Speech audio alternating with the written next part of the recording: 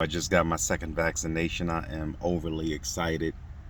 I was sitting here and I thought it would be apropos to talk about a video that I did several years ago, but I think that it needs to be talked about again, and that is your annunciations, when you make announcements about the things that are happening in your life or the things that you anticipate happening in your life.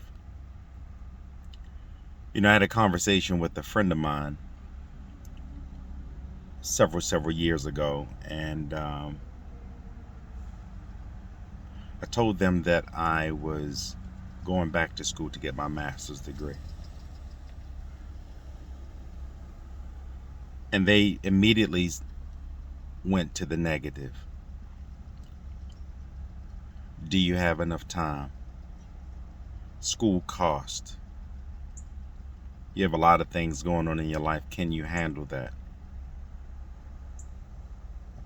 You can always get that later. So on and so forth. There was no level of encouragement. There was no level of excitement. There were just questions.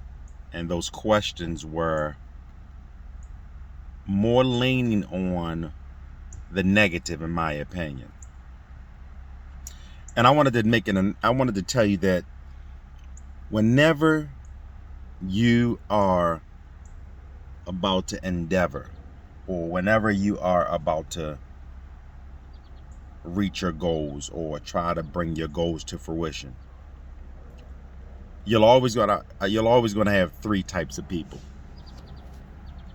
and you're always going to hear three types of voices. You can't read this anywhere, so don't.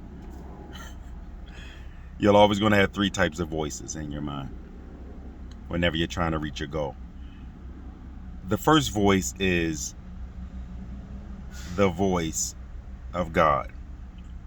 The voice of God, it will encourage you. He will instruct you. He will tell you that you can do it.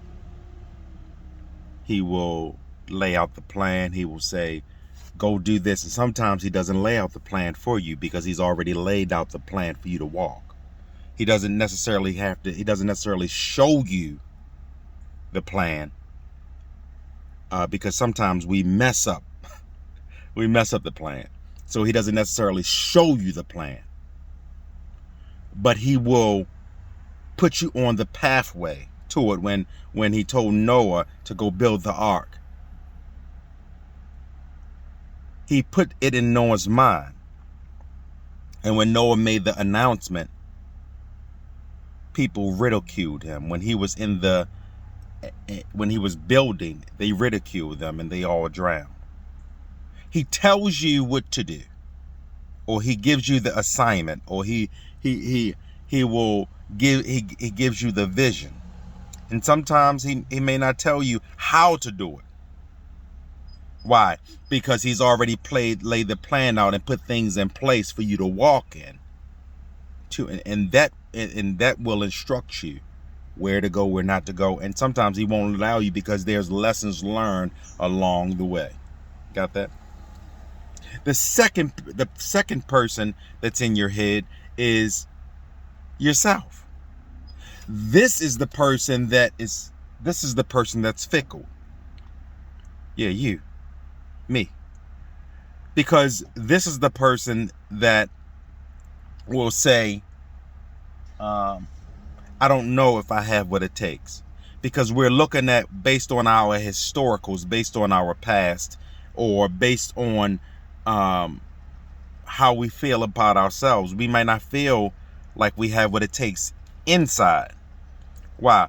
Because we've been through so much, and it feels like our life is not in syncopation with the outside or with the vision. And so when we speak to ourselves, in third party, and we say to ourselves, Richard, you sure you got it? You know you did this, you know you went through that. You may not have the capacity. You may want to rethink that.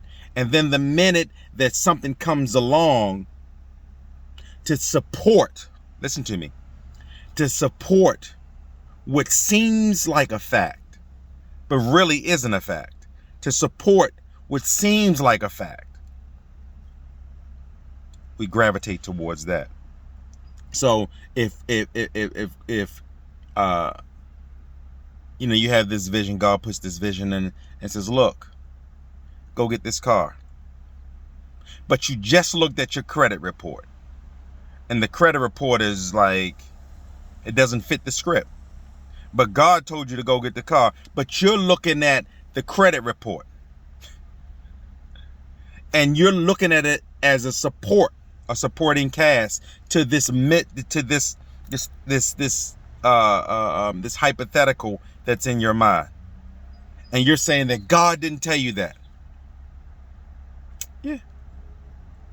And so you're going up in your head, in Narcotics Anonymous. I went to Narcotics Anonymous with a friend of mine, and one of the guys got up there. He said, sometimes we go up in our head with an escort, without an escort. We go up in our head without the Holy Spirit. We go up in our head without God talking to us. We go up in our head with the things that are antithetical to what he's saying, or the things that are totally against the vision he gave you or the dream he gave you. And we have to be careful. Then there's the voice of others. Yeah. The naysayers. The ones that make you rethink what you think is great. I'm working on this sermon, and it's called Can Anything Good Come Out of Nazareth? And right there in the text, Jesus tells Philip to follow me. Philip does it without hesitation. He follows Jesus. And his ebullience and his excitement and his zeal, he's zealous, and he goes and he tells Nathanael,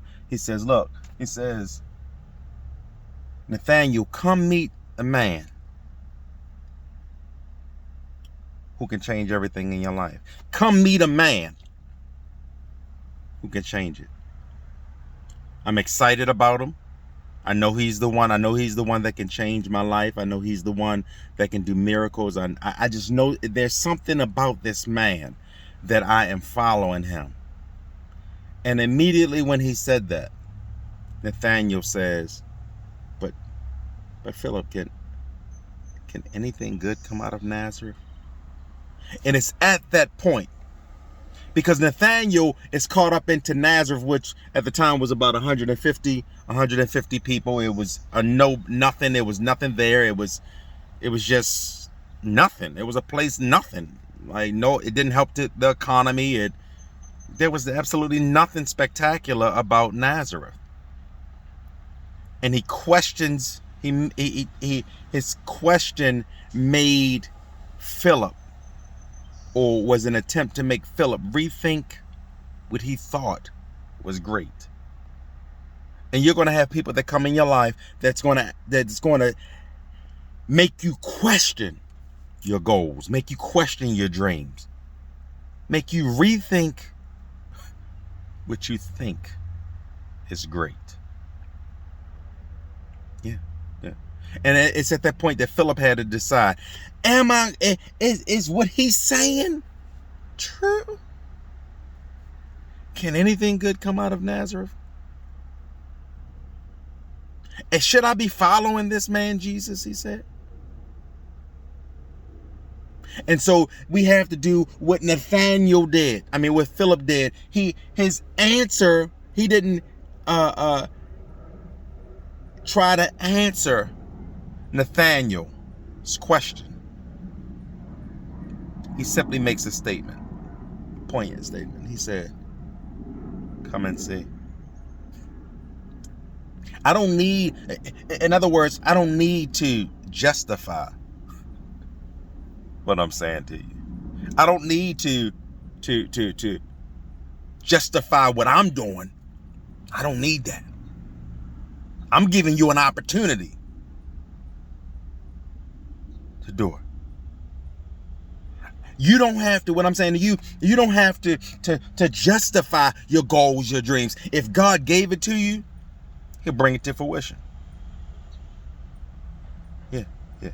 You don't need to justify to other people with the blessings, with the goals, with the dreams, with your ambition, what's happening to you. Seeing is believing. Yeah. Seeing is believing. There's no need to make an announcement to everybody because everybody's not in your corner. And let me close with this. Some people, you got to get this. You got to get this. Some people can love you so much or care for you so much that they'll try to talk you off the dream because they don't want you to take on the hurt, the risk, the stress that comes along with the dream. So they'll say something like you sure you know you got high blood pressure. You sure you want to take on that? That's why you got high blood pressure pills. But they'll say stuff like that. It's not that they really are talking negative or anything of that, but some people can love you so much that they don't want you to go through the risk. But I'm here to tell you that with your dream, with your ambition, whatever you're trying to accomplish in life, there's risk involved. And you have to be willing to take the risk. You have to be willing to take the stress. God never told you that it was going to be easy, but he told you it's going to be worth it.